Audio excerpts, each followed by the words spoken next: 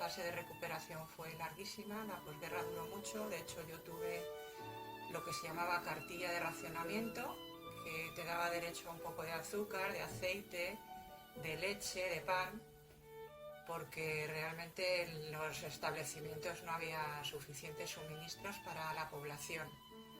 Había también una cosa que se llamaba extraperlo, que era comprar a un alto precio los alimentos imprescindibles. Y se buscaba todas las mañas para que sus hijos, es decir, mi madre y mis otros tíos, pues no pasaran hambre. Entonces, pues hacía lo que es una palabra que se me ha quedado muy grabada en aquel entonces, el extraperlo, ¿no? El cambiar una cosa por otra. Llevaba en un mandil, llevaba una especie como de refajo, y ahí pues intentaba hacer los trapicheos de poder pues cambiar legumbres por otros productos. ¿Qué comías? Pues lo que comíamos, lo que pillábamos a cederas, se comían de cosas del campo, cardillos. Y si te encontrabas, no, era raro que te encontraras todo lo que pillabas. Si te encontrabas por una casca de naranja, de las las barrigas. Pan, hacían unos bollos amarillos que parecía que lo hacían de serrín, ¿no? Igual que un tazón, eran una cosa así y te lo daban racionado. A lo mejor te daban para una familia, éramos un bollo algunos y otros medio. ¿Pero eso te lo daban gratis?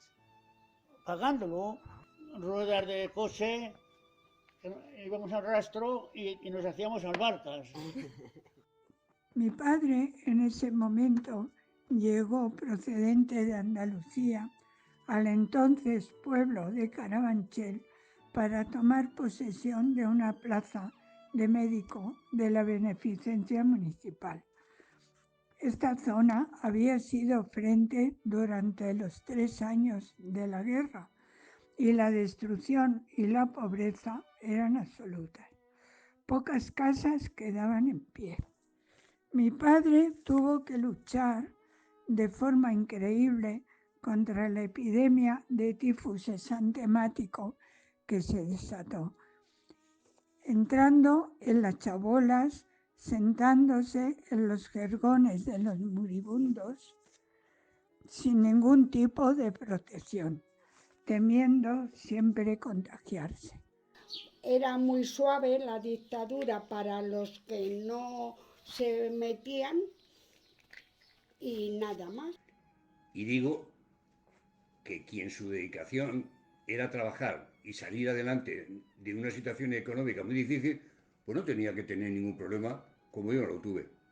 Ahora bien, quien sus pensamientos estaban dedicados a la política, no solo tuvieron problemas, sino que lo pasaron mal, pues la dictadura no permite muchas cosas que con democracia sí se tiene. Y en fin, en el ambiente, en la ciudad, en los pueblos, había mucha tranquilidad, no había miedo porque no había respeto, había mucha vigilancia de policías, de guardia civil. Cuando cogían a uno haciendo una cosa, pues le castigaban y le metían en la cárcel. En fin, luego ya hubo una época bastante buena, un periodo bastante bueno de mientras estaba Franco.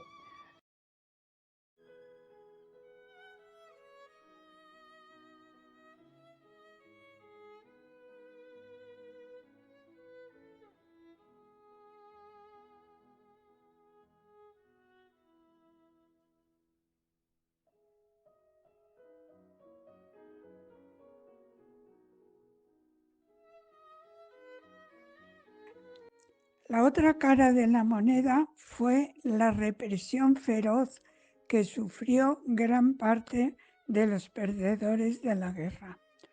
Con el tiempo se relajó, pero el resquemor aún dura hoy en día. En el caso de mis abuelos estuvieron los dos en la cárcel durante varios años por ser comunistas. Un vecino se chivó de que repartían publicidad y que, en fin, estas cosas que pasaban en aquellos años, y les metieron a los dos en la cárcel. Mi abuela estuvo 3 años y mi abuelo 4. y la verdad que contaban, pues, bueno, de hecho creo que les dolía tanto que no hablaban mucho de cuando estaban en la cárcel, ¿no? Pero sí se les notaba que aquello les marcó para toda la vida, claro. Guardo con mucho cariño un retrato que le hicieron a mi abuelo en la cárcel. Él decía que era un pintor cubista. Le hicieron un retrato y él lo tenía guardado en su casa, lo tuvo siempre en su casa y ahora lo tengo yo. Y lo encontré hace poco, lo enmarqué y me hizo mucha ilusión recuperarlo y lo tenemos en casa, por supuesto. En cuanto a la educación, pues íbamos a la escuela, empezábamos a ir a la escuela a los 6 años. Que entonces pues era costumbre de que había que ir al ayuntamiento, las madres, sacar una cartilla que te daban, una papeleta, y ya empezábamos allí. Durante los años desde los 6 hasta los 14, que ya pues no podíamos seguir, pues nos daba tiempo, mucho tiempo, a hacer toda la cultura general, pero perfectamente. Porque aunque ahora haciendo una comparativa con lo de ahora, resulta que pues salíamos bastante preparados. Siempre que entrábamos al colegio teníamos que cantar el Cara al Sol, al salir del colegio teníamos que cantar el Cara al Sol, los ejercicios espirituales eran obligatorios, que duraban una semana, ahí no dábamos clase, pero nos obligaban a hacer esos ejercicios espirituales. Y luego se notaban cosas, nos pegaban mucho en el colegio. Era el típico refrán que la letra con sangre entra, y luego pues había... ¿Qué clase de castigos os hacían? Era castigos pues que el conserje del colegio era el que se encargaba de fabricar reglas de madera para los profesores para pegarnos cuando pues no sabíamos la lección. Y luego también pues siempre que entraba el profesor había que levantarse. Nos levantábamos todos los alumnos del pupitre, y cuando era el cumpleaños del director teníamos que dar todos dinero para comprarle un regalo. Y bueno, pues era un poco ese efecto, esa época de la dictadura. Y bueno, con la regla también te hacían juntar los dedos como una piña y te daban con la regla si venías tarde, si igual no respondías bien a una pregunta, en fin, por motivos así un poco banales, ¿no? Porque la verdad es que había mucha diferencia entre un colegio público y uno privado. De hecho salíamos a horarios distintos, no nos mezclábamos. En la misma calle en la que yo tenía mi colegio había uno público y teníamos que ir por aceras diferentes, porque de alguna forma te inculcaban en el mismo colegio que esos niños no eran de tu talla, de tu estirpe, de tu clase, porque había muchísimo clasismo. Entonces en mi propio colegio había un grupo de niñas que hacían un apartado, que iban con un uniforme diferente, y yo no sabía por qué era. Un día discutió con una amiga, me dice que yo estoy en ese colegio porque tengo beca. Yo no tenía ni idea de lo que era la beca. Se lo pregunto a mi madre, entonces me dice que hay niños que tienen una economía muy mala y que sus papás piden beca. Me refiero al colegio de doña Laura Luque. Esta señora era una amiga de mis padres, profesora y una adelantada a su tiempo en materia de educación. Tenía su propio método de enseñanza y fabricaba ella misma los materiales educativos. Se dio cuenta del problema de adaptación que sufrían los niños superdotados y creó un colegio para ellos. Había ciertos aspectos que denunciaban un componente relativamente político. Por ejemplo, en muchos de los casos se cantaba el Cara Sol, y durante mayo pues se llevaban flores a la Virgen y todas estas cosas que dan una idea del entronque que existía entre la política y la Iglesia. Había colegios de niños, de los públicos, que fue donde yo iba, fue a colegio público. Entonces los colegios eran o de chicos o de chicas exclusivamente, no se podían mezclar. Y no era un colegio de curas ni de monjas, era un colegio... Todos los profesores, por lo menos los que yo tuve a lo largo de toda el fase de primaria y secundaria, eran todos hombres, no había ninguna mujer. Pues la infancia, la verdad es que muy bien, porque me gustaba mucho salir a la calle con mis amigos y bueno, pues los juegos que teníamos eran muy simples, era jugar al pincho que llamábamos, que era clavar un hierro en el suelo, jugar al escondite, al alto arriba las manos, y eran juegos de relacionarse mucho entre nosotros, no tiene nada que ver con los juegos que hay actualmente. Y efectivamente, pues oye, daba tiempo a los niños a jugar, cosa que ahora no se hace, y aprender lo suficiente para desenvolverte en la vida. Pues yo jugaba pues a todo, a la comba, al truque, a las chapas, al escondite, al corro, pues a todo lo que una cría puede jugar. Y yo pues a lo de los hombres, al fútbol y cosas de esas. Mis padres no tuvieron una infancia muy feliz, lo que era como niños de jugar y todo eso, puesto que desde muy pequeños los sacaron del colegio, sobre todo a mi madre, porque mi padre no tuvo mucha opción de ir, para ponerse a trabajar, para ayudar a la familia. Mi madre con 16, 17 años se vino a trabajar a Madrid de interna y mi padre pues estuvo ayudando a mi abuelo con el ganado porque tenía ovejas, hasta que también con 16, 17 años ya empezó a ganar su primer sueldo. Creo que hemos pasado de una fase previa donde éramos una sociedad agrícola fundamentalmente y donde las familias tenían muchos hijos porque efectivamente necesitaban brazos para el cultivo y el desarrollo de la agricultura local, y todo eso con el cambio hacia una sociedad más industrializada allá por los 60 o por ahí, pues evidentemente trajo consigo un cambio bastante importante en los planteamientos de la gente en cuanto a tener muchos hijos y todas estas cosas. Soy hermano de 7 que fuimos en casa, aunque 2 murieron durante la guerra, y a partir de entonces, pues como todo el mundo en aquella época, pues pasándolo mal, calamidades, y hasta que se pudieron recuperar los padres de la catástrofe que hubo, pues pasándolo mal. Somos de oficio carniceros y ganaderos, con toda la que le lleva eso. Y en fin, pues mi padre, el hombre, se pudo rehacer bien con ese oficio, y realmente luego al final pues no vivimos mal, pero pasándolo calamidades.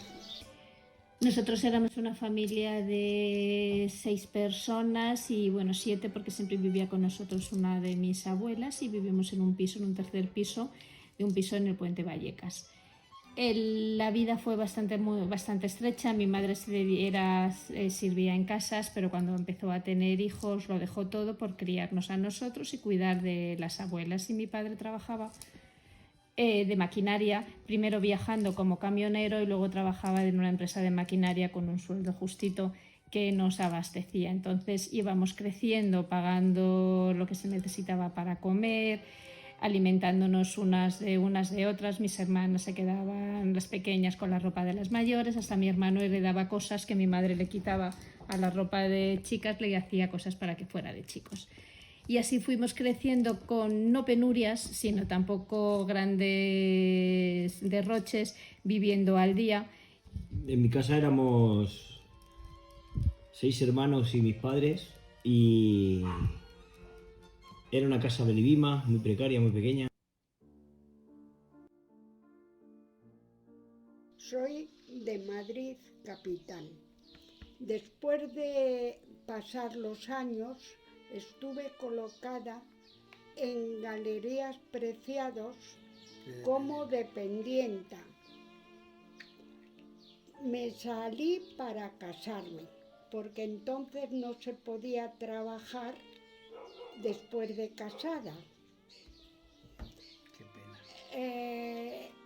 Y me vine a Valdemorillo a vivir con mi marido, el pilar de la familia era el marido, la esposa era educada para ser ama de casa y buena esposa, religiosa.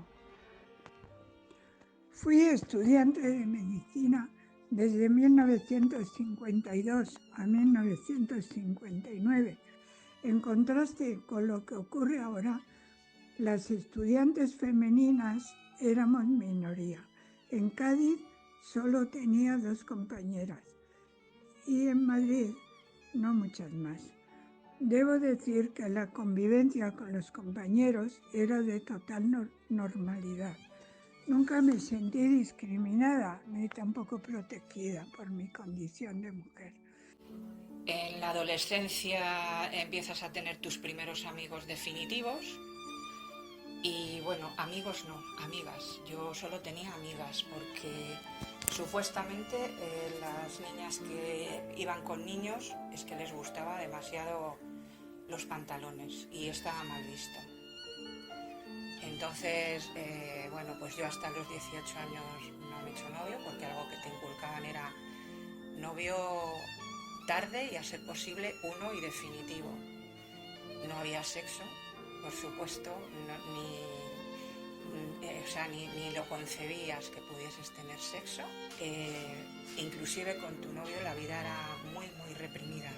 Yo puedo contaros que un día estando en un parque, en Sabatini concretamente, en pleno Madrid, apoyé la cabeza en el hombro del que era mi novio y entonces se acercó el guarda y nos recriminó muchísimo, dijo que si no nos daba vergüenza delante de niños tener esas actitudes malsanas. Y yo juro que no tuve ninguna actitud malsana porque a mí ni se me ocurría darme un beso con mi novio. Mi sorpresa fue cuando fui a Francia con 19 años y veía a la gente besarse por la calle y en las casas se hablaba de política. O sea, a mí eso me abrió un mundo de posibilidades de decir, la vida puede ser otra cosa. Y llevaba ahí una cestita y llevaba jabón de lagarto y le contó a mi padre que si yo podía ir a las casas conocidas a vender el jabón. Tenía que cobrar por cada pastilla tanto dinero. Entonces yo pues hacía eso y me pagaban un dinero que yo luego se lo entregaba a mis padres. Pero un día pues me llevó al almacén, tenía yo 12 años. Me llevó al almacén y me puso las manos en una cuba y no me dejaba pasar y me dice que le di un beso. Y yo me asusté tanto que me colé por debajo del brazo de él, salí corriendo, tiré la cesta, tiré el jabón y tiré todo. Mi madre, que estaba deshuesando aceitunas en el almacén, me vio corriendo y... Pero, Mati, ¿qué te pasa? Matilde, hija, ¿qué te pasa? Y salí yo sin parar de correr. Y esto era en la calle Miguel Servet. Nosotros vivíamos en el mesón de Paredes. Entonces, llegué a mi casa, le conté a mis padres lo que me pasaba y se quedó mi padre sin trabajo otra vez.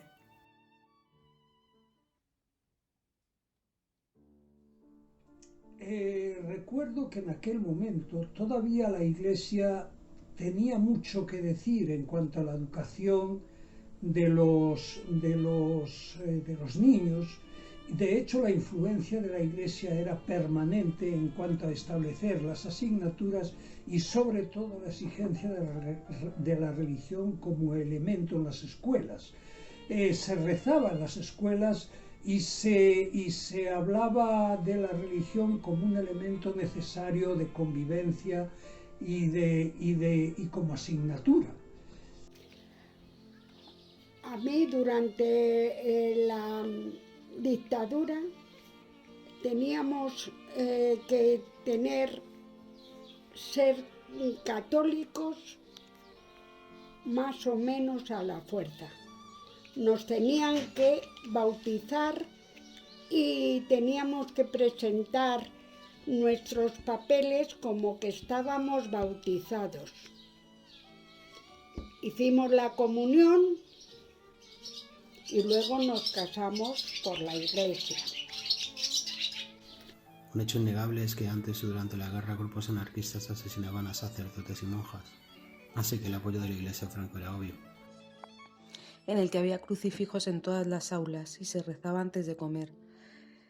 Además, la enseñanza de la religión era obligatoria y era una religión muy castrante, que no tenía nada que ver con la religión que se vivía en mi casa. En este caso, mi madre era creyente, mi padre no, y ella vivía la religión de una forma pues más sanadora. Bueno, rezar antes de comer en el colegio, que bueno, tampoco lo percibía como algo extraño. En ese momento la religión estaba muy presente en la vida de la mayoría de las personas, fueras religioso o no.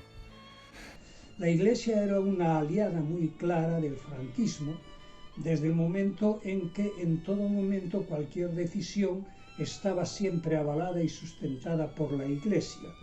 No olvidemos que durante un periodo bastante amplio y debido al concordato con la Santa Sede, Franco fue bajo palio, lo cual quiere decir que le estaban dando a Franco un valor casi carismático y sobre todo religioso, lo cual es inaceptable en los momentos actuales, pero en aquel momento era así.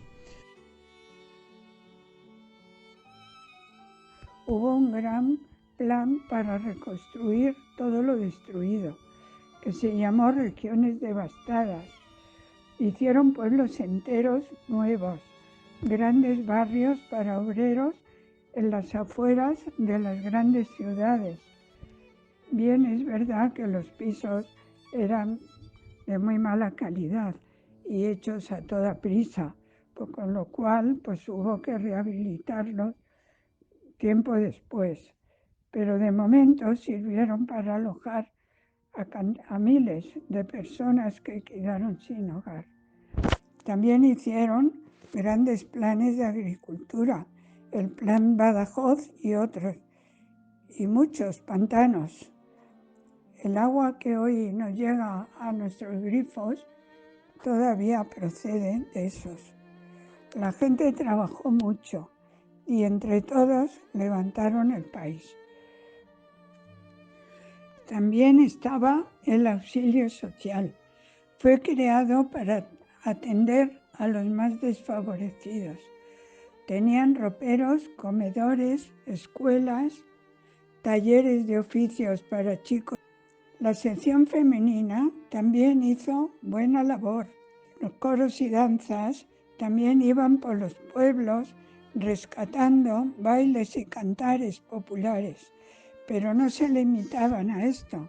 También impulsaban bordados y labores típicas, cocina regional, enseñaban a hacer conservas y impartían nociones de higiene y puricultura muy necesarios en aquel momento.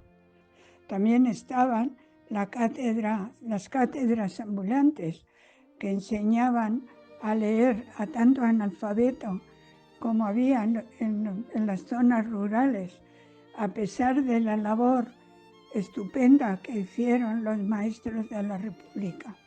Cuando Franco subió al poder, España estaba muy hundida porque venía de haber pasado una guerra. Entonces le costó un poco de trabajo salir a flote, pero poco a poco Franco pues empezó a hacer cosas buenas para España, empezó a la gente a tener trabajo, podían irse de vacaciones, si se ponían malos podían ir a la seguridad social y no te costaba nada. Se construyeron bastantes pantanos para poder paliar la sequía y abastecer de agua a las poblaciones que no tenían.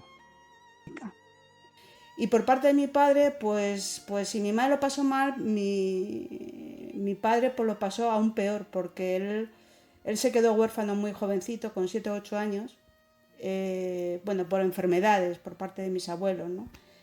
Entonces, pues claro, los hermanos que eran 5, pues cada uno fue a parar a un sitio distinto. Mi padre fue a acabar en un convento, que algo bueno hicieron los curas porque le enseñaron a cocinar muy bien. Mi padre cocinaba, eran cocinillas y siempre ha hablado muy bien, le trataron muy bien en el convento, la verdad.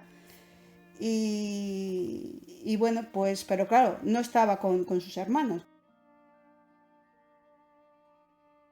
Nací en 1969, en Villaverde Bajo, un barrio del extrarradio de Madrid, un barrio creado por la migración rural de las provincias que venían del campo a las industrias. De hecho, las colonias de Villaverde reciben el nombre de las industrias a las cuales pertenecían, porque montaban la fábrica y alrededor de la fábrica las casas de los obreros y obreras. Era la colonia de la Renfe, la colonia de Estándar, de Barreiros, de Marconi, Duralita, Hierros Madrid y así infinidad de ellas. Me crié en un ambiente pues de barrio-pueblo, donde todos nos conocíamos y había una gran solidaridad y una gran hermandad entre los vecinos y vecinas. Y bueno, en general recuerdo, la verdad es que recuerdo una España muy muy distinta de lo que es ahora. O sea, en España desde que yo era pequeño hasta ahora ha cambiado un montón. En Madrid, que es donde yo crecí, era más parecido a lo que es hoy una ciudad de provincias que a una capital de país. O sea, era una ciudad donde, a pesar de que vivíamos 3 millones de personas, solo veías españoles. O sea, lo más exótico que había eran extremeños o andaluces. Era raro cruzarse con un negro, por ejemplo, cuando yo era pequeño. O sea, no había muchos negros en Madrid y eso hoy en día pues ha cambiado mucho. De unos años a esta parte, pues ahora ya hay gente de todas partes. O sea, es una ciudad que tiene mucho más aire cosmopolita, vamos, no tiene comparación. Había más cultura de calle y menos sofisticado. Sí, bueno, las relaciones sociales, a diferencia de ahora, que puedes tener relaciones sociales pues muy lejos de donde vives, pues antes era la relación de los vecinos, porque tú salías a la calle a jugar y entonces, bueno, pues se restringía a los vecinos, a los que vivían en el barrio, los amigos y amigas del barrio. Ya en la universidad fue distinto, porque ya conocías a gente de otras provincias y ahí ya pues se ampliaba mucho más el ámbito, ¿no?, de la amistad. Mis recuerdos del franquismo me hacen volver a mis tiempos de estudiante universitaria, a mi llegada a la Facultad de Filosofía y Letras de la Universidad Complutense de Madrid, donde me licencié en Literatura Hispánica. Recuerdo sus aulas, a mis compañeros, las risas, las bromas, las clases de filosofía, de literatura, de latín, de griego, las magistrales clases de Historia del Arte de Alfonso Pérez Sánchez. Pero recuerdo también la represión, las asambleas prohibidas por la policía, las carreras por la avenida de la Complutense corriendo delante de los grises, las detenciones, la primera vez que la policía entró en mi facultad y a los miembros de la Brigada Político-Social paseándose por sus pasillos. Recuerdo también las visitas a la trastienda de la librería Fuentetaja en la calle San Bernardo de Madrid. Allí encontrábamos los textos editados por Ruedo Ibérico en Francia de los libros prohibidos por el franquismo. Oposición no había, estaba prohibido. Lo que sí recuerdo las manifestaciones y las cargas de la policía en la universidad en Madrid, porque por casualidad imagino llegué a ver estos hechos por televisión en las noticias. Yo recuerdo en aquella época que los movimientos estudiantiles en la universidad eran terriblemente activos y también recuerdo que en las aulas siempre había algunos estudiantes particularmente curiosos que en realidad eran policías del régimen que controlaban o vigilaban de alguna manera qué ideas se movían y qué tipo de acciones se pretendían realizar. Todas estas cosas dan una idea del control sistemático que el sistema tenía sobre, tanto sobre los estudiantes como sobre los obreros. Esto por lo menos desarrolló en la gente joven una conciencia política que hoy no existe en la juventud. Luego, cuando entré en la universidad, que fue en el año 75, justo cuando murió Franco, pues había muchísimas revueltas de estudiantes. La policía nos controlaba en el campus universitario, siempre nos tenían que revisar las bolsas de deporte, los apuntes que llevábamos, y muchas veces pues entraban en las aulas. Fue una época muy movida, con muchas huelgas, eran huelgas de profesores y de alumnos que duraban muchos meses, y ahí fue cuando ya empezó a cambiar, como ya sabemos, pues toda la parte política del país con la entrada de la democracia. Me hago enlace sindical dentro de la empresa porque reunía los requisitos y a partir de ahí empiezo a pensar que qué responsabilidad mía, cómo transcurren las cosas en mi entorno y que yo no puedo estar sumergida nada más en soy buena y decente, sino que hay que hacer algo más. Tampoco es que haya hecho mucho, la verdad, pero sí he tenido ya mucha conciencia de clase. Mucho pensar que yo vivía en un mundo muy duro, en el que había mucha marginación y que había muchas personas que vivían muchísimo peor que yo. Después, en mi juventud, siempre me he movido por movimientos de asociaciones de vecinos, que se organizaban para asfaltar las calles, transportes, y eran organizaciones muy solidarias y siempre movimientos vinculados a la clase obrera de mi barrio.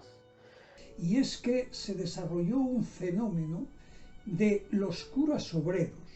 Los curas obreros eran una serie de curas que no concebían esa especie de inmersión de la Iglesia en las cuestiones políticas del franquismo, ni concebían la interrelación y la vinculación del franquismo con la Iglesia, ni siquiera desde la idea del concordato con el Vaticano.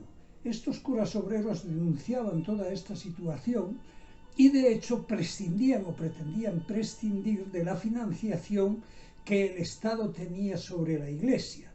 De hecho buscaban trabajos con lo cual les permitían relacionarse con los obreros normales y adquirir unas ideas que les llevaban a situaciones de izquierda y a opiniones realmente controvertidas y enfrentadas frontalmente con las ideas del momento de la Iglesia.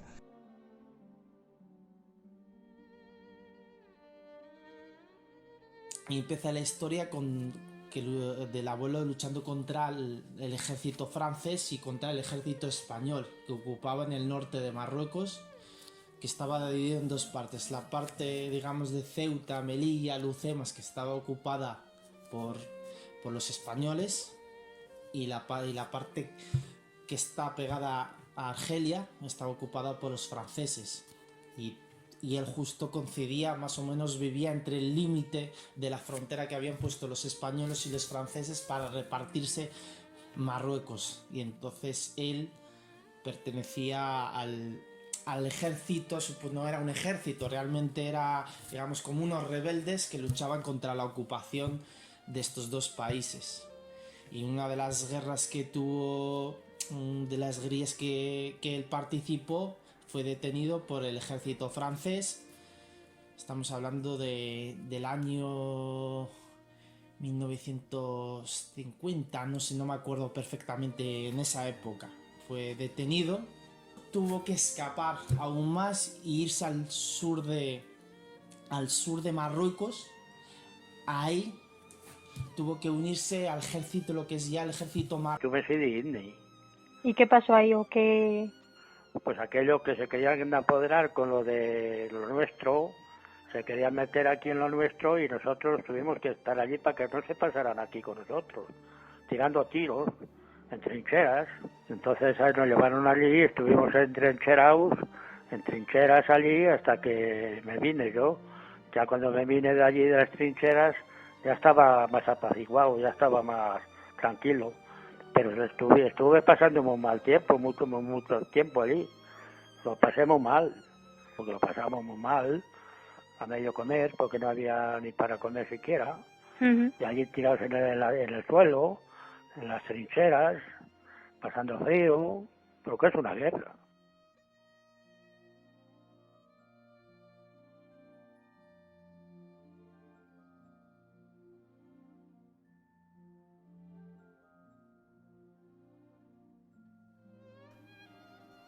يقد الخطبة الحسن الثاني الناس مثلا خاصها طاحم السحرة بزز أطرح شي سرخاضة وجاني وذا نعاود شي جاني وذا نكسن الحامس ذا مواطن سن قصاصا فهمت خصو لابد خص دافع واخا غاس نجي وشي جاني وذا كذن كارق ناس كارق غنمات فهمت لكن ثاني وغاس نهوش السناح المغرب وراح نشي السناح كسين السناح مثلا ثنا قاعطة السناح يوذني تكذن قناص السناح ذين كارق تلا الحسن الثاني يجي نخط الناظر يقول الشعب مني واستا راح نسيفاس جمع عندي كومية الكيران مغارين عكازن مهم الألوفات صافي وانا الصحراء فهمت السني وريموت حد ورقيمو كاع غير في الصحراء صافي الصحراء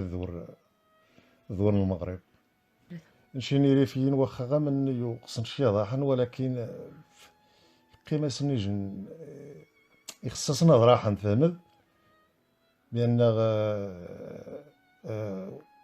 إيروميان ومي عبد الكريم ومي كاع الريف زارد واخا غا من يتخصن شي الحسن الثاني ولكن قصصنا ما نصني قصصنا ضراحا فهمت قصصنا ضراحا المهم باش المهم ضموها نصن زارد ضموها نصن خصها خصها مثلا فهمت ولا بد خصها أضراح واخا تخصن شي الحسن الثاني مني راحن فهمت راحن ميمكنش ضموها نصن غير مغربي ضموها ذيك هي ضموها ذيك بوكي ضموها ذيك ما كان قاسيش المثال أميماك ضموها ما يستكي ذي زغرانين. Igualmente recuerdo haber visto por televisión las imágenes de la Legión en el Sáhara, en aquello que se llamó la Marcha Verde. Por lo que supe después, Franco agonizaba en aquel momento y eso hizo que no se reaccionara ante aquel hecho.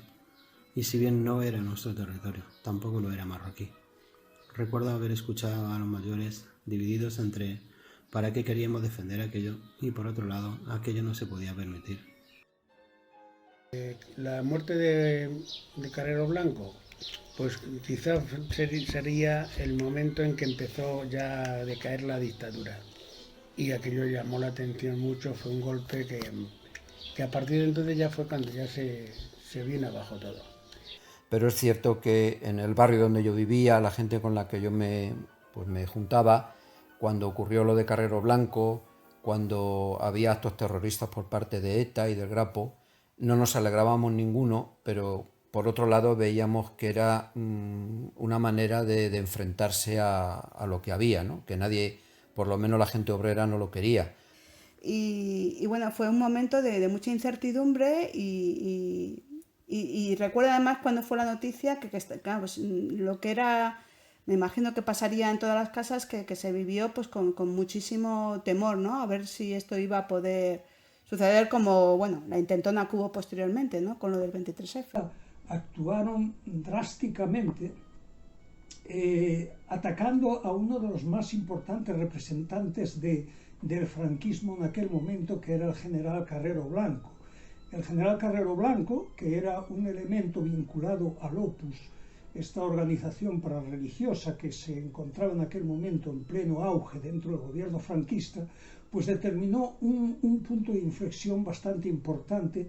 Eso fue determinante para que el régimen actuase de una manera bastante violenta y bastante radical.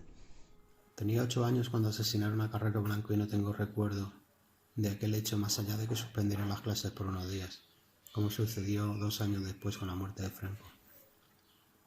En casa se notaba la preocupación de nuestros padres por lo que pasaría después, pero no te llegaba más que una sensación de que algo le pasaba a los mayores. Lo que sí te llegaba por las conversaciones de estos es que ETA y otros grupos cometían asesinatos a cada poco, y de alguna manera te acostumbrabas a que eso pasara habitualmente. Aquello entiendo que derivó en el fusilamiento de miembros de ETA, y según recuerdo la opinión de los mayores es que así no acabaríamos nunca, pero no parecía que quedara otra, eran tiempos de ojo por ojo, y si asesinabas era merecedor de la pena de muerte, independientemente de que hubiera juicios o no, por lo que pude razonar después. ETA continuó matando y harto terminé de aquello, como muchos españoles. Realmente lo que más me ha marcado la vida fue la época de ETA. ETA nos tenía atemorizados a toda España. Y entonces eso siempre te queda ahí. Y luego ya la puntilla final fue la de Miguel Ángel Blanco, y ya creo que eso ya fue el deterioro real de ETA, y que por suerte todo terminó. Referente a la muerte de Franco, pues una cosa que estaba ya esperada, porque ya era muy mayor, ya había estado muy enfermo, le habían operado varias veces y estaban manteniéndole en vida casi por capricho.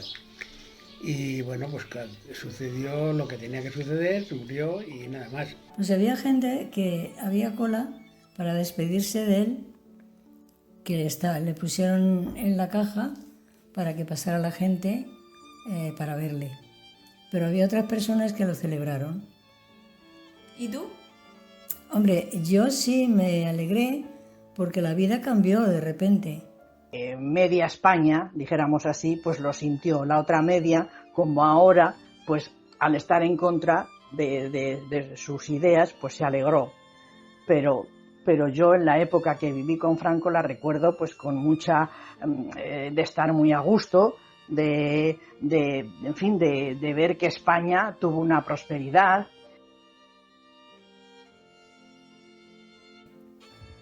La muerte de Franco en mi casa se vivió con bastante intensidad y alegría, aunque esté mal decirlo, porque mis padres eran militantes del Partido Comunista y cuando falleció, claro, indudablemente, pues nos alegramos muchísimo. Creo que hicieron una pequeña fiesta a escondidas con unos amigos y vecinos, todos militantes del Partido Comunista, y se vivió con bastante intensidad que falleciera su problema. Cuando falleció Franco, en mi casa no se vivía con tanta intensidad la política, era más tranquilo, se vivía más con miedo y precaución de lo que pudiera pasar, pero recuerdo que estaba en la clase de quinto de EGB con una profesora que se llamaba Angelines, se puso a dar botes de alegría con otra profesora y a abrazarse llorando, diciendo por fin, todos estos, y se dirigió a nosotros, van a tener un futuro y no vivirán lo que hemos vivido nosotros. La muerte de Franco, que ocurrió en el 75, me pilló con 6 años, aunque la recuerdo perfectamente, porque el barrio fue recibido con un despliegue policial muy grande, porque Villaverde siempre ha tenido unos movimientos políticos y sindicales pues muy reivindicativos al tener mucha masa de clase obrera, y recuerdo que prácticamente cerraron el barrio. El vecino que daba a mi puerta, yo vivía en el cuarto C y el del cuarto D, era padre de un policía y se puso luto, y mi abuela cerró las persianas para que no viera que nosotros no guardábamos el luto. Era algo significativo, el miedo era palpable.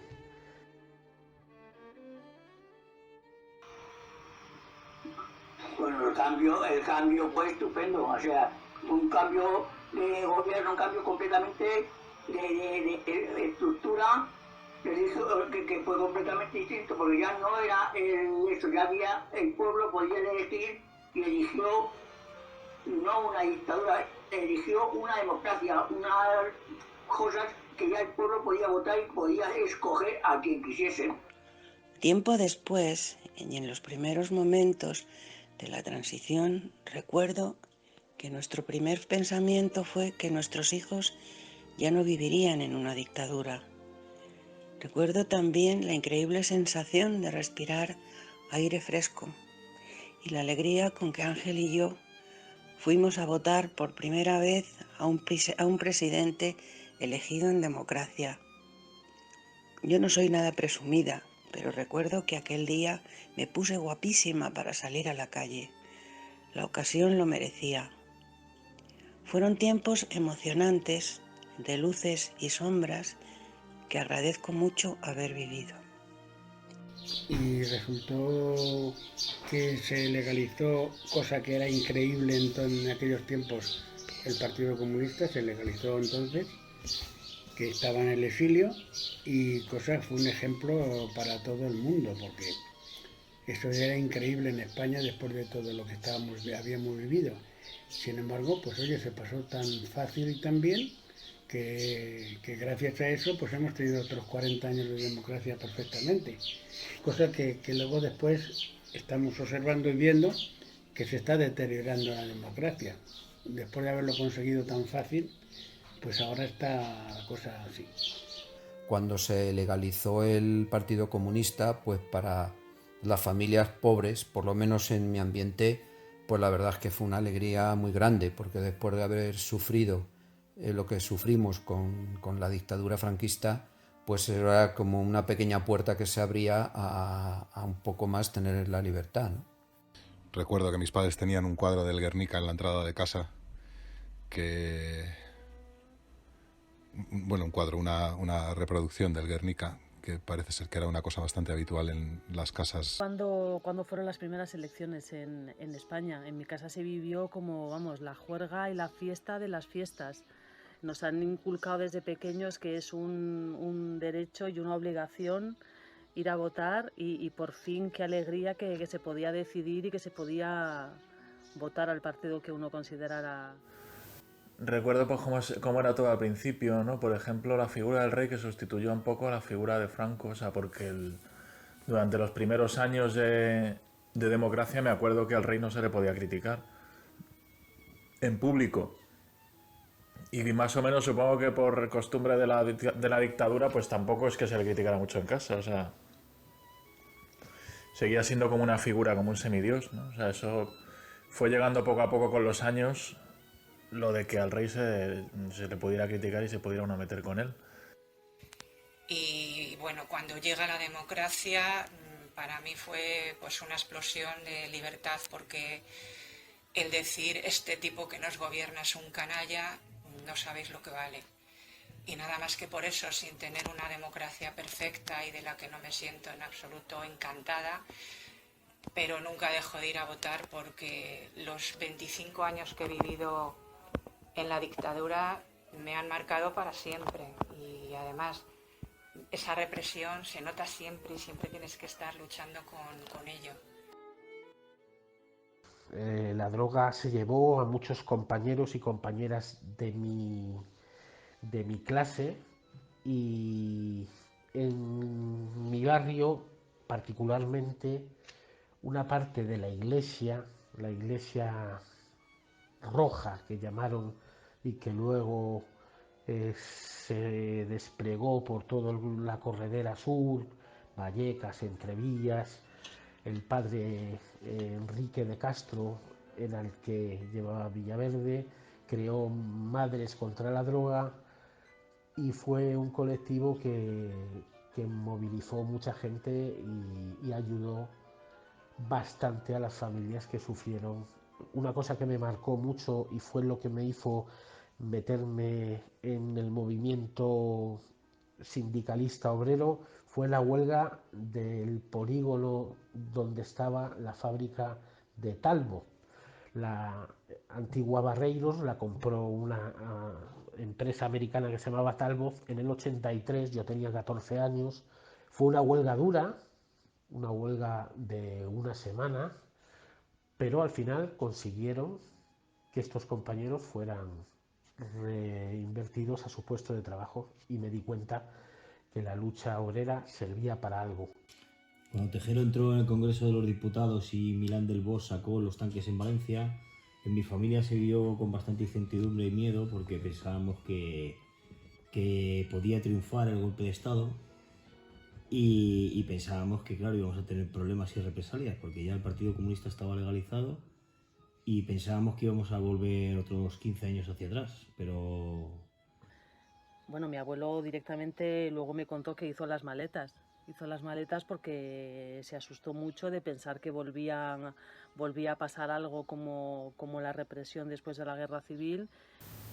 Que claro, yo tenía 4 años y no entendí nada. O sea, pensaba que estaban jugando cuando veía a esos señores tan trajeados y con tanta pinta de serio, meterse debajo de la mesa de un salto, pues Creía que estaban jugando, tardé años en entender lo que había pasado. Fue una situación que nunca habíamos tenido y había mucho nerviosismo, escuchando marchas militares por la radio y bueno, lo pasamos un poco mal, pero bueno, al final afortunadamente pues no se quedó en nada y se pasó, pero sí en ese momento fue una situación muy desagradable.